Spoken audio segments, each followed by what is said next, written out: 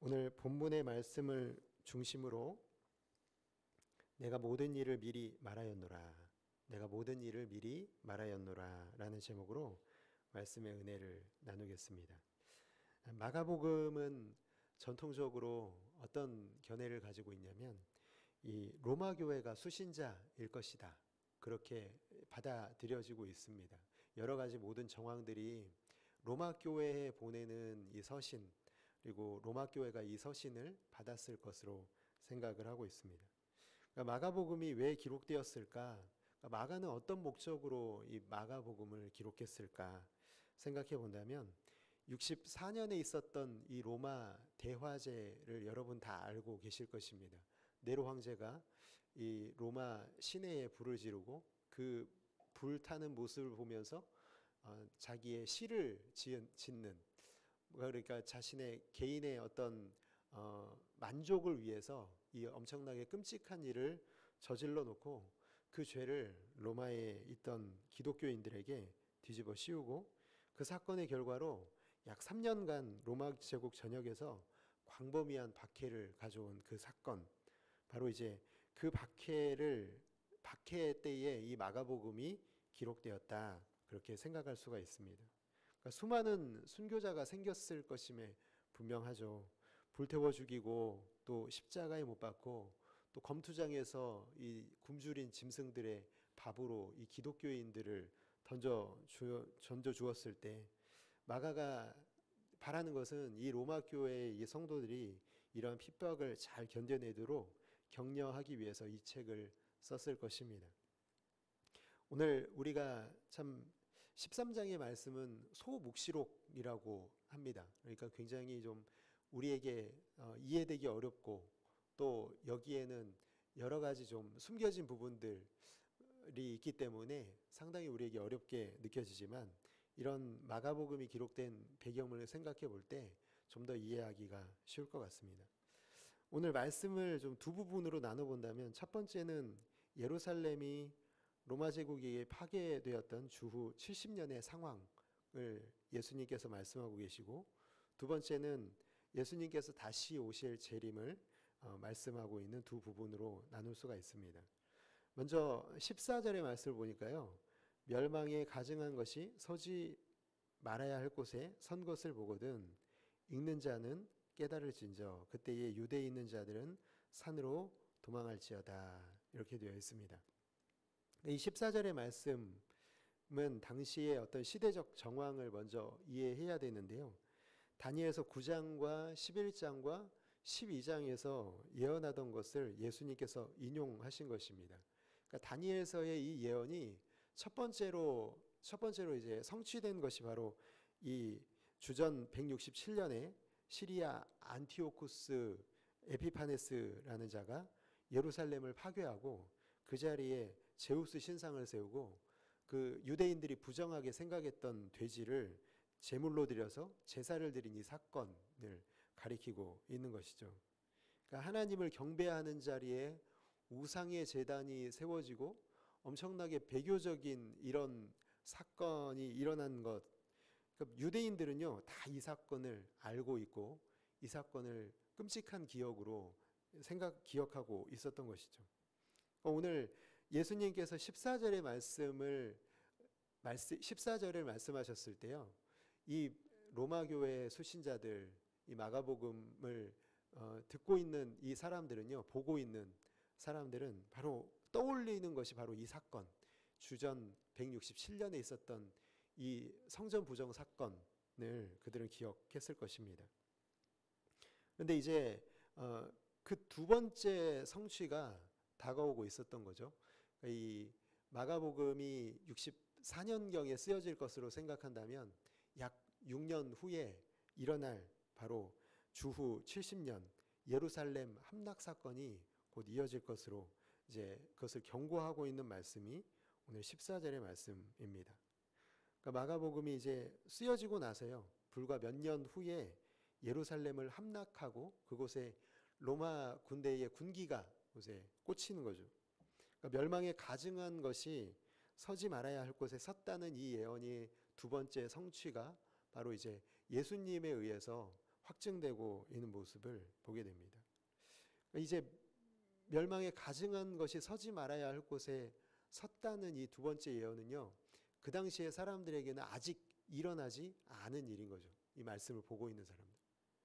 그러니까 제자들이 보면서 이 감동을 주었던 예루살렘 성전에 파괴되고 그 멸망의 날에 수없이 많은 사람들이 목숨을 잃을 것이기 때문에 아직 이 사실을 알지 못하는 사람들에게 그날에 이런 일이 일어난다면 살아남기 위하여 도망하라는 경고를 주님께서 주고 계시는 것입니다.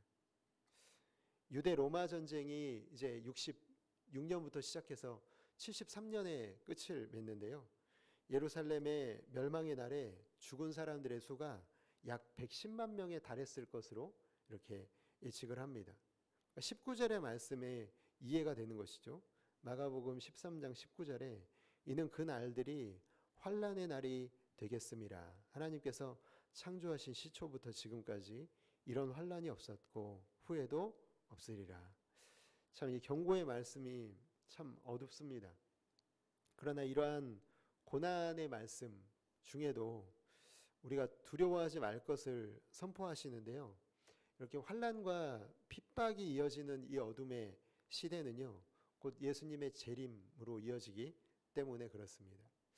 우리가 예수님의 이 14절의 말씀은 그렇게 본다면요, 사실 지금도 그때부터 이어지는 현재 진행형으로 볼 수가 있겠죠. 마지막 날에 이어지는, 마지막 날까지 이어지는 이 배도의 시대, 어둠의 시대, 환난과 핍박으로 얼룩진 이 어둠의 시대는요, 그러나 우리가 그 속에서 소망을 잃지 말아야 할 이유가 예수님의 재림으로 반드시 이어질 것임을 말씀하고 있기 때문에 그렇습니다. 우리가 오늘 읽은 말씀 두 부분으로 나눴다고 말씀드렸는데요. 두 번째 부분은 바로 예수님의 재림을 24절에서 27절에서 다루고 있는데, 한마디로 표현하면요, 예수님은 때가 되면 반드시 오신다는 것입니다. 예수님은 때가 되면 반드시 오시는 줄을 믿으시기 바랍니다.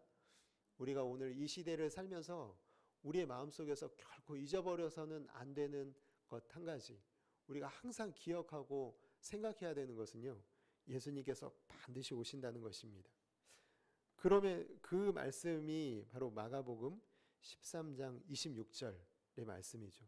마가복음 13장 26절의 말씀을 보니까 그때의 인자가 구름을 타고 큰 권능과 영광으로 오는 것을 사람들이 보리라.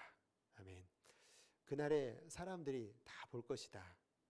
그런데 27절에 이어지는 27절의 말씀은 뭐라고 되어 있습니까?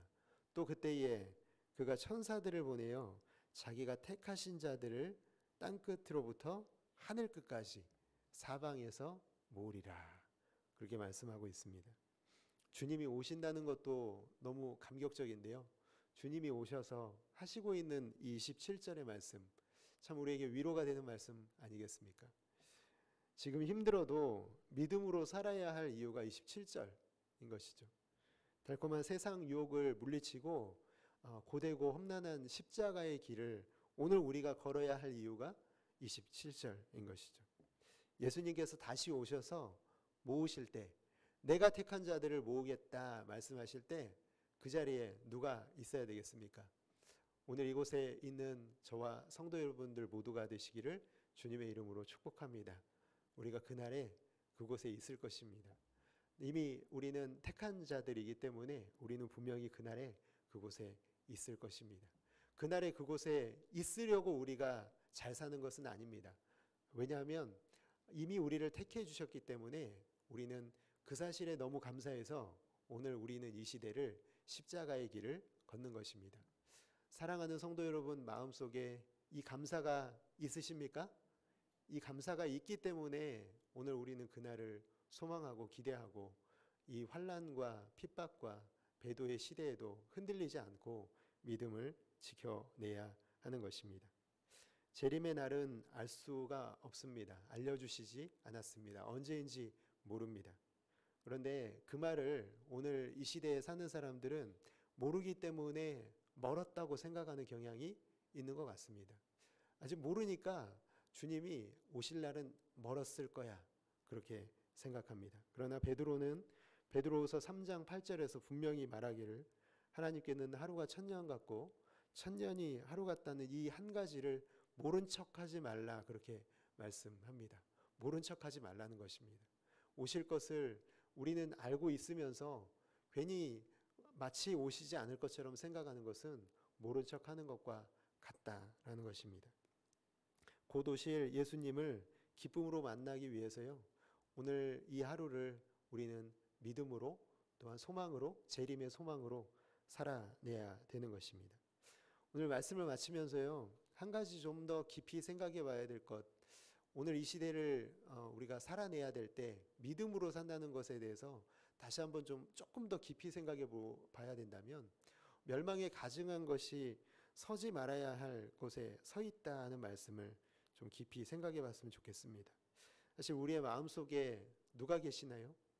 하나님이 계셔야 되는 것이죠. 너무 우리가 잘 알고 있는 사실인데 불구하고 그러나 그 서지 말아야 할 곳에 하나님이 계신 곳에 서지 말아야 할 그곳에 하나님만이 계셔야 할 그 자리에 때로는 우리의 마음속에 멸망에 가증한 것이 서 있지는 않은지 생각해 보게 됩니다.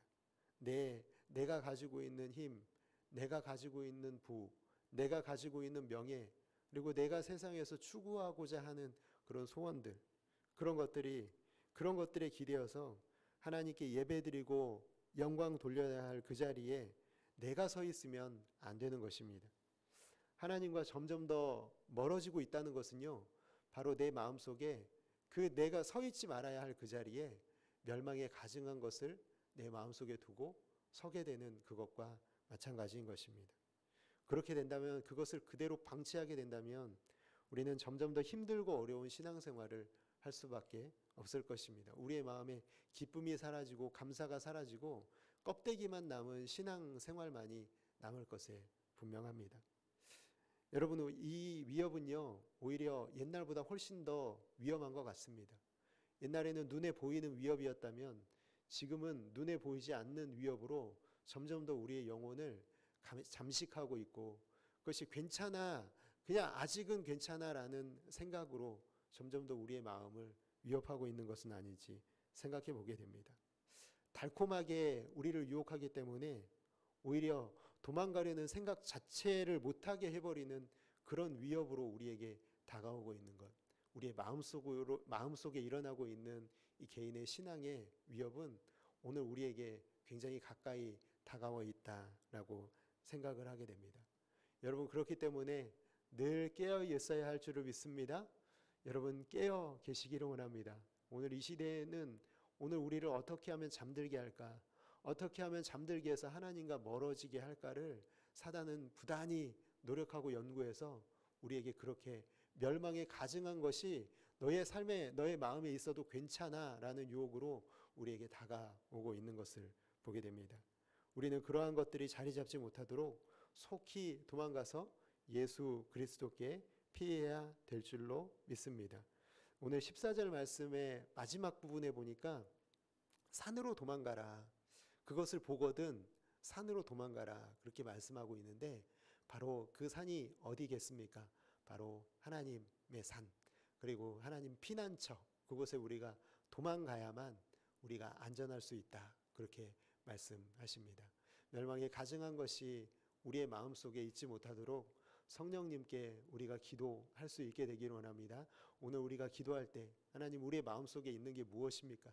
하나님만이 계셔야 되는 그 자리에 우리의 영혼을 잠식해 들어가고 있는 이 위협이 사실 무엇입니까? 하나님, 그것이 있다면 오늘 우리가 예수님께로 도망갈 수 있도록 그렇게 간절히 구하고 기도하게 되시기를 원합니다. 성령께서 우리의 마음을 읽어주시도록, 계속해서 점검해 주시도록, 계속해서 우리가 깨어있게 성령께서 우리를 주장해 주시도록 그렇게 구하시는 아름답고 귀한 성도 여러분 모두가 되시기를 주님의 이름으로 축복합니다.